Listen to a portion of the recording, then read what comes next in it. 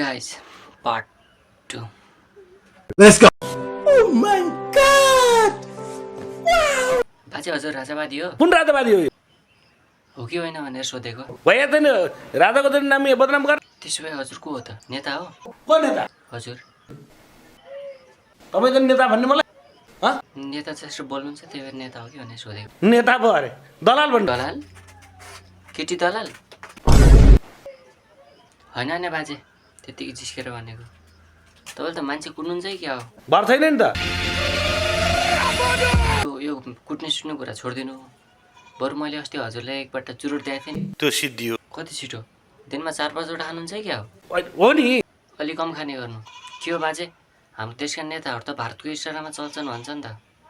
खास कुरो के हो भारतको नभन्नु इन्डियाको भारत र इन्डिया एउटै त हो नि बाजे अनि तपाईँले मलाई पढाउनु अनि भारत र इन्डिया एउटै होइन भारत र इन्डिया फरक हो के मतलब कुछ अनि बाजे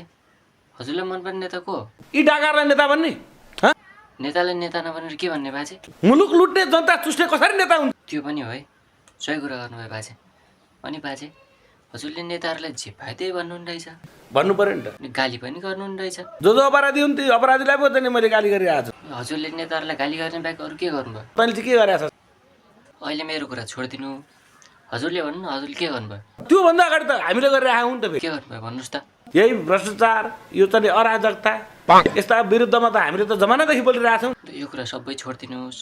ल एकछिन के विवासमा कुरा गरौँ त जनता चाहिँ रोकसोक र भोकले चाहिँ छटपटाएको बेलामा उखान टुक्का भन्दै हिँड्ने यस्ता गफाडीका कुरा मसँग नगर्नुहोस् तपाईँले नाटक नगर्नुहोस् न कुरा गर्नु सुरुका अलिकति समय लाग्छ थोरै समय दिनुहोस्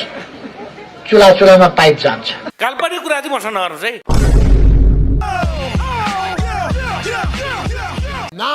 काठमाडौँमा इलेक्ट्रिक भेहिकल चलाउने बसहरू चलाउने डिजेलको फुरफुर मात्रै किन चाहियो इलेक्ट्रिकबाट चलाउने कार चलाउने बस चलाउने अनि यो गर्छु र त्यो गर्छु त्यो गर्छु र यो गर्छु मात्रै भनेर चाहिँ समय बिताउने नेपालमा चाहिँ विकासको कुरा पनि गर्न पाइने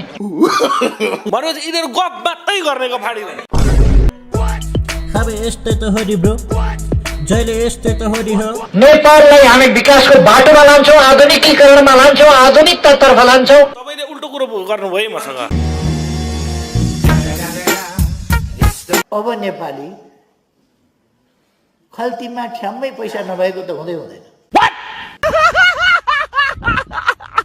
कमाउन पाएन भने त अलिकति भए पनि सरकारले खल्तीमा हालिदिन्छ एकपल्ट मानसिक अस्पतालमा दिमाग चेक गराउनुहोस् अनि मसँग कुरा गर्नुहोस् यस्तो विषयमा अरे साइड लाख